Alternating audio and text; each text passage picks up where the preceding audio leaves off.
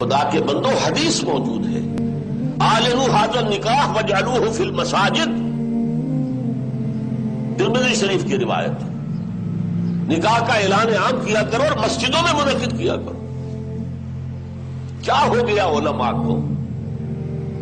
کہاں چھپا رہے اس حدیث کو؟ یہ میں مانتا ہوں، علماء کا قول ہے، میں اس کو رد نہیں کر سکتا کہ یہاں فعل امر جو ہے یہ وجوب کے لیے نہیں ہے، فرض کرنے کے لیے نہیں ہے، استحباب کے لیے ہے۔ تو بھائی مستحب چیز جو حضور نے قرار دی ہے اس کو کیوں چھوڑ رہے ہو؟ دنیا کے ہر معاملے میں ہے جستجو کے خوب سے خوب تر کہاں، اور اس معاملے میں آپ مستحب مان رہے ہیں، حضور کا قول موجود ہے پھر قبول نہیں کر رہے۔ اور پوری حدیث میں ایک ٹکڑا اور بھی ہے، وَاضْرِبُوا عَلَيْهِمْ مِنَ الضُّفُوفِ، اور نکاح کے موقع پر دف بجایا کرو۔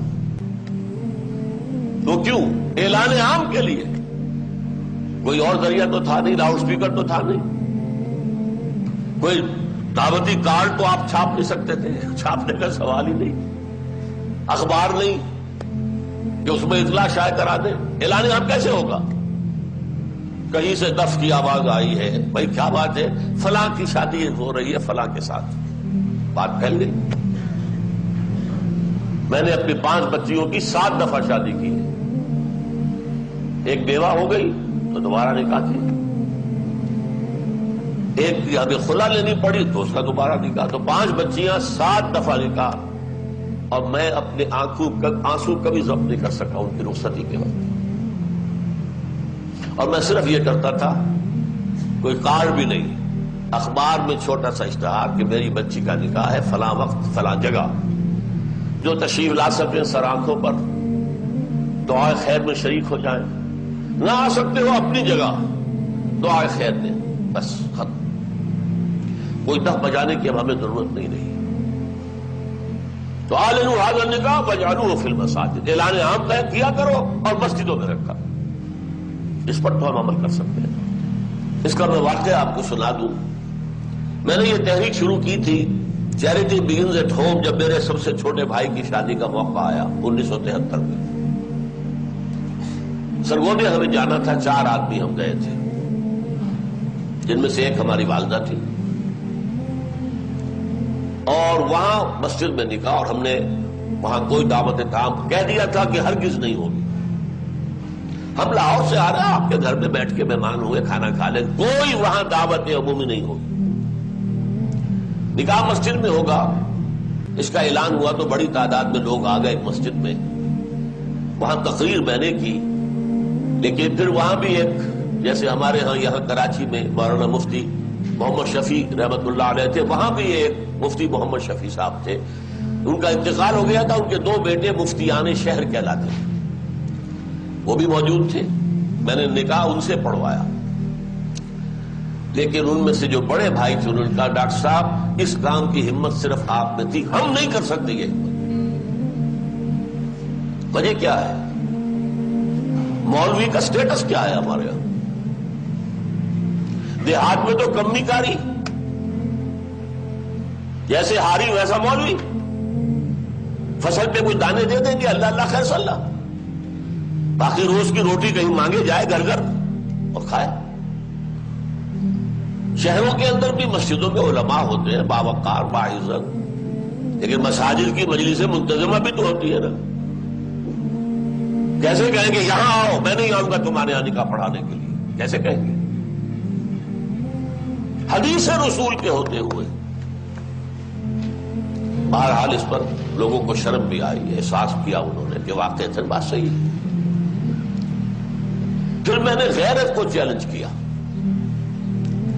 دیکھو عیسائیوں میں اب تک یہ رسم موجود ہے، انہوں نے اپنے چرچ اور پادری کی یہ عزت برقرار رکھی ہے کہ شہزادی کی شادی ہو یا شہزادے کی ہو چرچ میں ہوگی۔ کوئی پادری ان کا بغل میں کتاب دبا کر بیٹھا ہوا انتظار نہیں کرے گا کہ عصر کا وقت تھا نکاح کا، بیٹھے مولوی صاحب ابھی اس بارات نہیں آئی، بیٹھے بیٹھے سوکھ رہے ہیں۔ وہ پہلے 30 40 50 روپے مل جاتے تھے، اب 300 400 500 مل جائیں گے، اور کیا ہوگا؟ اور وہاں کیا ہوتا ہے؟ شہزادہ یا شہزادی چرچ میں آؤ، پادری کے سامنے کھڑے ہو کر ایجاب و قبول کر. بہرحال چرچ کی یہ حیثیت آج تک ہے، ہمارے یہاں نہیں، ختم. مولوی کا نہ مقام اور نہ اس کی حیثیت. تیسری بات میں نے یہ عرض کی کہ دیکھیے نکاح سے ایک نئے خاندان کا وجود آپ کے معاشرے میں ہوگا. اللہ اولاد دے گا، یہ خاندان وجود میں آئے گا. اس خاندان کے لیے دعا کی جاتی ہے، اے اللہ اس نکاح میں دین و دنیا کی سعادتیں اور برکات عطا فرما. وہ دعا کا ماحول ہوتا ہے. آپ نے اعلیٰ ترین سنہری قسم کے شامیانے تان دیے اور فرش میں آپ نے قالین بچھا دیے، صوفے لگا دیے، لیکن وہاں کیا ہوتا ہے؟ سگریٹیں پی جا رہی ہے، دھواں ہے، قہقہے لگ رہے ہیں، غیبتیں ہو رہی ہے. پھر یہ کہ کوئی بھانڈ آ گئے تو فحش گوئی ہو رہی ہے، اور ایک کونے میں بیٹھا ہوا بیچارہ مولوی کچھ من من من من من من کر کے پڑھتا ہے، جیسے کہ صرف دولہا کو سنا رہا ہے کچھ، اور پھر کہتے دعا مانگ لے. تو دعا کیا خاک مانگ لے؟ دعا کا ماحول ہوتا ہے. کوئی اللہ کی طرف توجہ ہو، کوئی رجوع ہو تو دعا مانگی جاتی ہے. لہذا اس دعا کا ماحول بھی جو مسجد میں ہے وہ اور کہیں نہیں. چوتھی چیز یہ بھی غیرت کو جگانے والی ہے.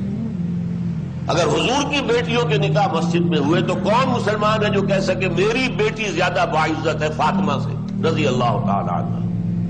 میری بیٹی کا نکاح مسجد میں کیسے ہو؟ آخری چیز، اور یہ اصل میں اس ازدواجی رسم کے ضمن میں جو اہم فلسفہ ہے وہ میں بعد میں بیان کروں گا. کس قدر بچت ہو گئی. لڑکی والے کے ہاں آپ جائیں گے، وہ شامیانے لگائے گا، وہ قالین منگائے گا، وہ کرسیاں منگائے گا، وہ صوفے لگائے گا، رات ہے تو قمقمے لگائے گا، بجلی. کتنا خرچہ ہوا. مسجد میں بھی بھائی قالین بھی بچھے ہوئے ہیں، مسجد کے اندر کشادگی ہے، مسجد میں اوپر پنکھے بھی لگے ہوئے ہیں، مسجد میں کرو نکاح، تمہارا کتنا پیسہ اس میں بچ گیا اس کا تصور کرو.